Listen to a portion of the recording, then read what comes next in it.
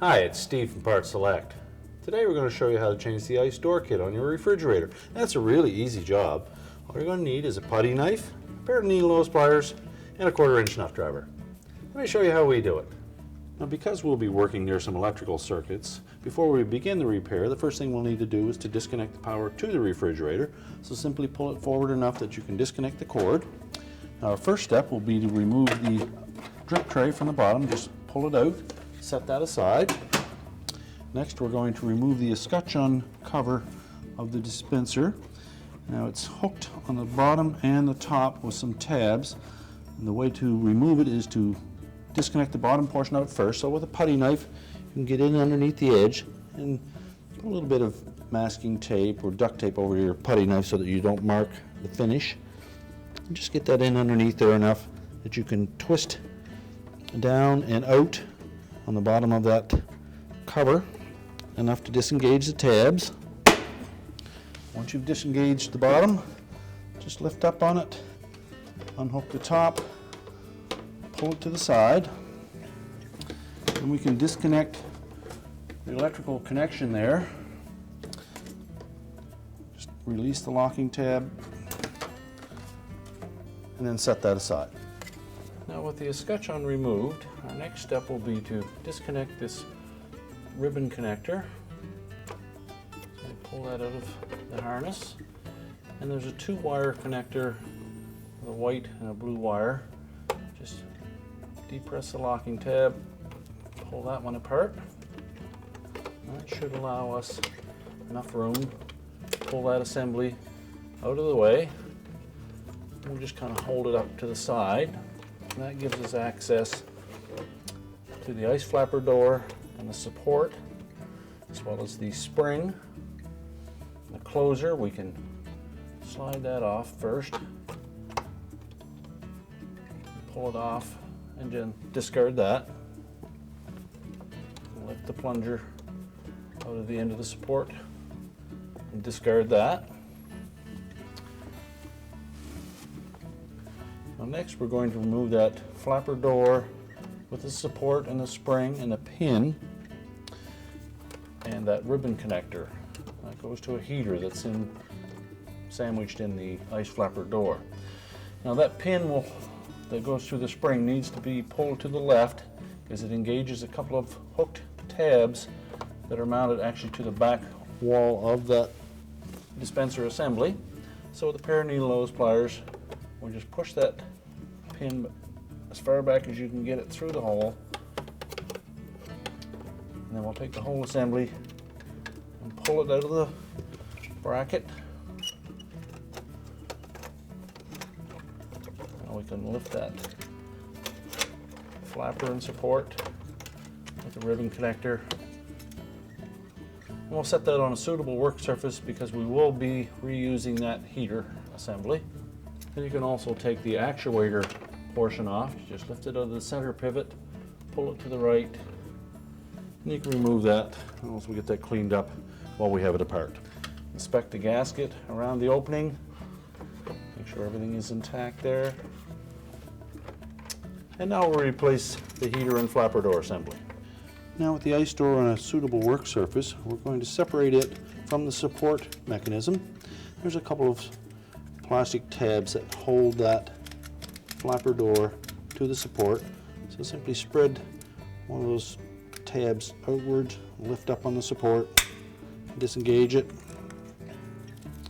Once we've separated that, we'll need to peel the foam pad off of the door to remove the heater. Now, very carefully with a putty knife, we go in under the edge of that foam, peel that away.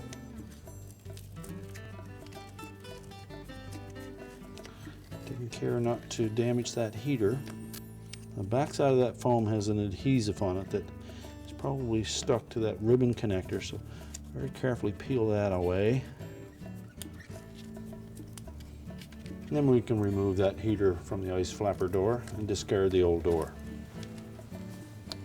We'll peel any remaining adhesive from that. Now, we will need to reuse the pin from the old support. So with our needle nose pliers, we're going to actually push that off to the right. When we took it off, we pushed it over to our left, but there's a serrated edge on it that won't allow it to go all the way through that support. Just keep the tension off that spring. Take note of the orientation of that spring. So when we install a new one, we'll do the same thing. We'll lay it down into position, slide the pin from right to left through the two coils on the spring, and then just press it so that it's flush with the end of that bracket. And next we're going to peel back the foam on the new door and slide that heater into place. So very carefully with your putty knife, you just get in behind that adhesive enough that we can peel it away just enough so we don't damage it. And once we've peeled that back far enough, we'll take the heater, slide that carefully into position, make sure it bottoms out and sits flush inside that cavity.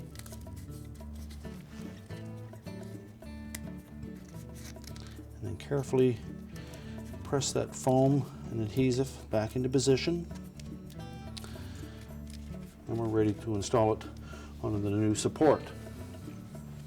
We can now snap that onto the new ice flapper door.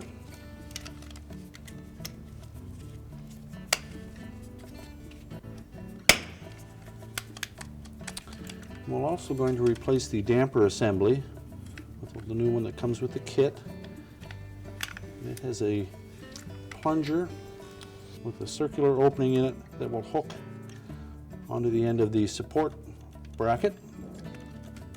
Once we've mounted that on the refrigerator, we can connect that on.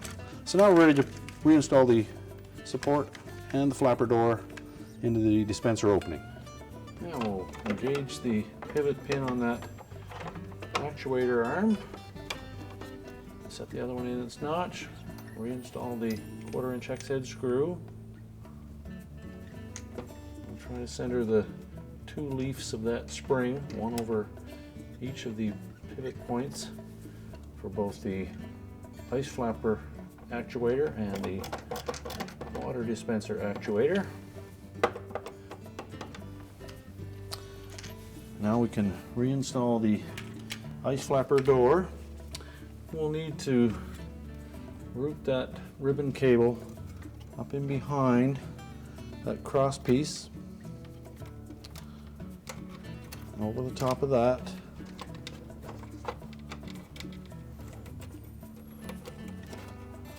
Keeping it flat.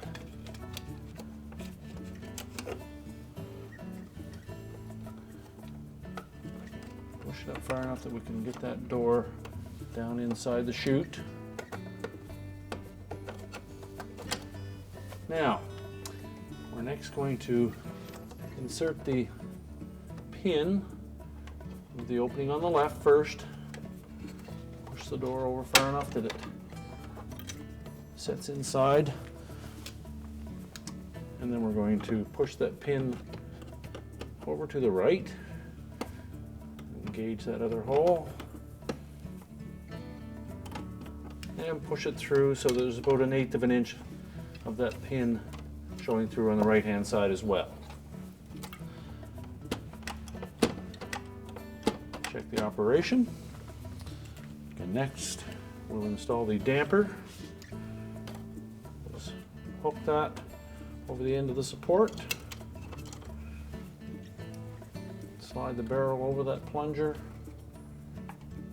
and engage it in the bracket at the top.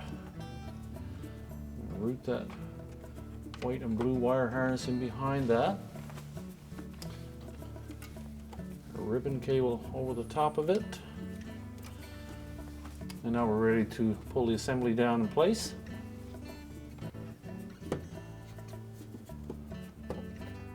Tuck that up underneath.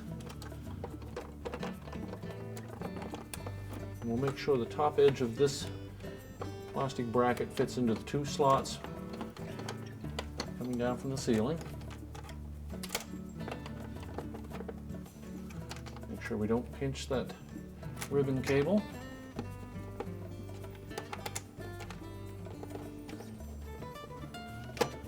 I'll line that cover plate up, install the 2/4 inch screws.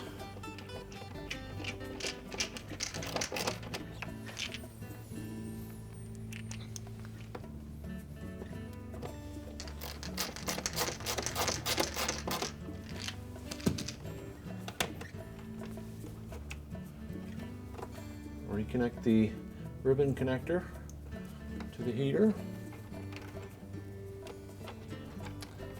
And that 2-wire harness. Make sure the locking tab engages. Now we're ready to put the escutcheon in place.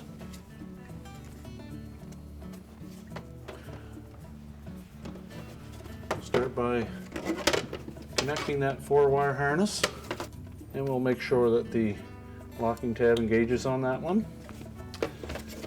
Then we'll engage the 3 little hooks on the top that sit into those 3 slots. Make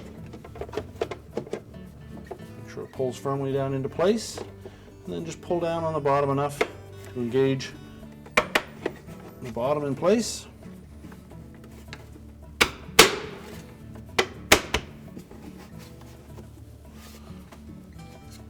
Slide our drip tray back into position. We can reconnect the power, and our repair is complete. I told you it was an easy job. Thanks for watching, and good luck with your repair.